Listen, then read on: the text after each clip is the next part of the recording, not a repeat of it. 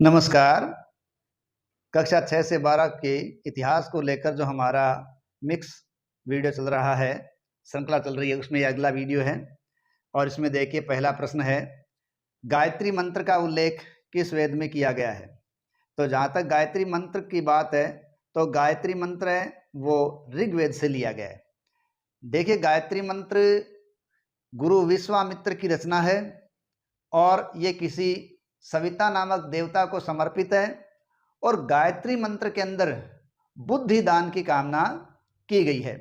साथ ही साथ ये भी बताता चलूं कि वर्तमान में यदि विश्व का सबसे ज़्यादा उच्चारित होने वाला कोई मंत्र है तो वो गायत्री मंत्र ही है। नेक्स्ट, ऋग्वेदिक आर्यों की भाषा क्या थी? तो ऋग्वेदिक आर्य हैं, उनकी भाषा संस्कृत थी, जबकि जनमानस इस भाषा को समझता नहीं था, इसलिए वो वेद को कभी ढंग से समझ नहीं पाया। नेक्स्ट है, निम्नलिखित में से प्राचीनतम वेद कौन सा है? देखिए वेद 4 हैं। इन वेदों के अंदर सबसे प्राचीनतम वेद है ऋग्वेद, जिसको विश्व की प्राचीनतम रचना में माना गया है। और बाकी जो वेद हैं, सामवेद, यजुर्वेद, अथर्ववेद, ये अन्य वेद हैं। ऋग्वेद को ऋग्वेदिक कालीन वेद और बाकी को उत्तर वैदिक कालीन ग्रंथ माना गया है। नेक्स्ट है, निम्नलिखित में से किस वेद की रचना गद्य और पद्य दोनों में की गई है? देखिए ऋग्वेद, सामवेद, यजुर्वेद, अथर्ववेद, इन 4 वेदों के अंदर यजुर्वेद एकमात्र ऐसा वेद है जिसकी रचना गद्य और पद्य दोनों के अंदर ही की गई है। अगला है, ऋग्वेद काल में विनिमय के माध्यम में किसका उपयोग किया जाता था? भूमि, मुद्रा, दास, गाय। देखिए ऋग्वेदिक काल में विनिमय के साधन के रूप में गाय का इस्तेमाल किया जाता था। साथ ही साथ उस समय समाज के अंदर व्यक्ति की जो स्थिति थी उसका निर्धारण भी गाय की संख्या से किया जाता था। जिस व्यक्ति के पास जितनी अधिक गाय थी उसकी उतनी ही अधिक सामाजिक प्रतिष्ठा भी थी। नेक्स्ट है, ऋग्वेदिक काल की सबसे प्राचीन राजनीतिक संस्था कौन सी थी? देखिए ऋग्वेदिक कालीन सभा, समिति, विदत, परिषद, इनमें से जो सबसे प्राचीन राजनीतिक संस्था थी वो संस्था थी विदत।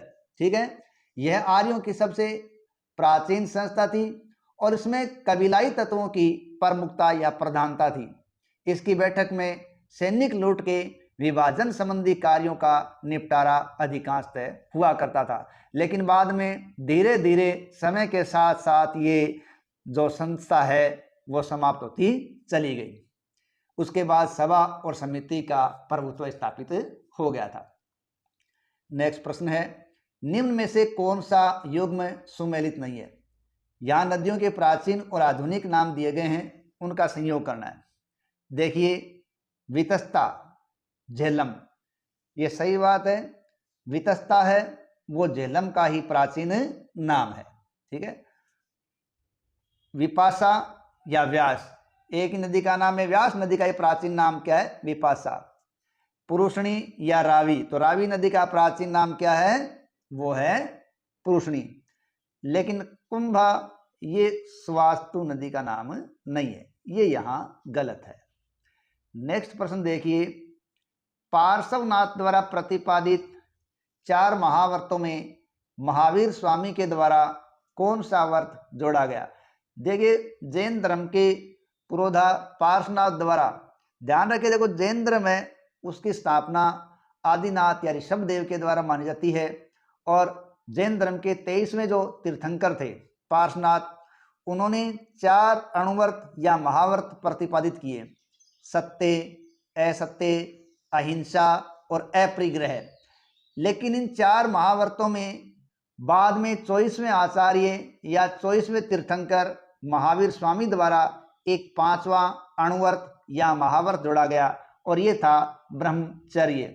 देखिए मैं बोल रहा हूँ महाव्रत और अणुव्रत।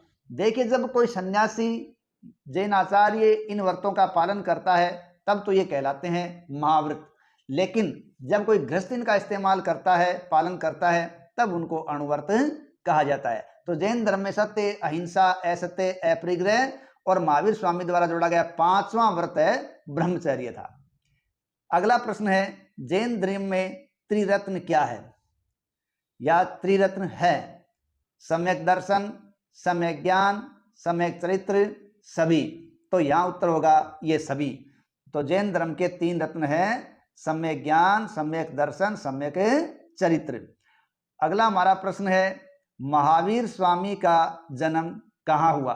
देखिए, महावीर स्वामी का जन्म है वो वैशाली बिहार के अंदर हुआ था और कुंडग्राम क्षेत्र के अंदर। अगला है, शादवाद किस धर्म के दर्शन का मूल आधार है?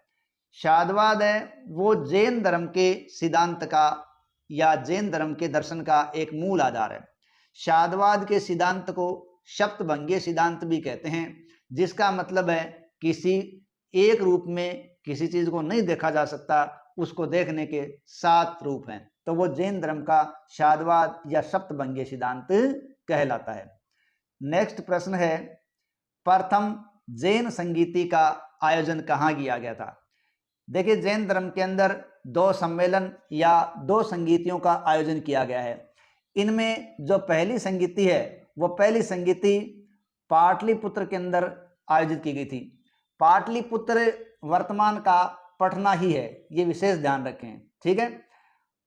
अगला जो प्रश्न है, देखो थोड़ी सी बात बता दूं कि जो प्रथम जैन संगीति पाटलिपुत्र पटना में की गई थी, ये उस वक्त की बात है जब चंद्रगुप्त मौर्य है वो जैन आचार्य भद्रबाहु के साथ श्रवण बेलगोला कर्नाटक चले गए थे। तो जब भद्रबाहु वापस आते हैं तब तक पीछे से जैन धर्म के उन सन्यासियों में या जैन धर्म के पालनकर्ताओं में थोड़ा सा अंतर आ गया था। भद्रबाहु है उनके तरीके अलग थे और अब जो वापस आए तब साधु सन्यासियों के थोड़े अलग हो चुके थे। तो उन दोनों के अंदर मनमुटाव हुआ और इसी से प्रथम जैन संगीति का आयोजन किया गया ताकि उस मनमुटाव को दूर किया जा सके। अगला है, महावीर स्वामी के द्वारा जो उपदेश दिए गए वो किस भाषा में दिए गए थे? देखिए, महावीर स्वामी के द्वारा दिए गए उपदेश प्राकृत भाषा में थे। यहाँ एक बात ध्यान रखने योग्य है कि महात्मा बुद्ध और महावीर स्वामी के द्वारा जो अपने उपदेश दिए गए वो प्राकृत भाषा में दिए गए।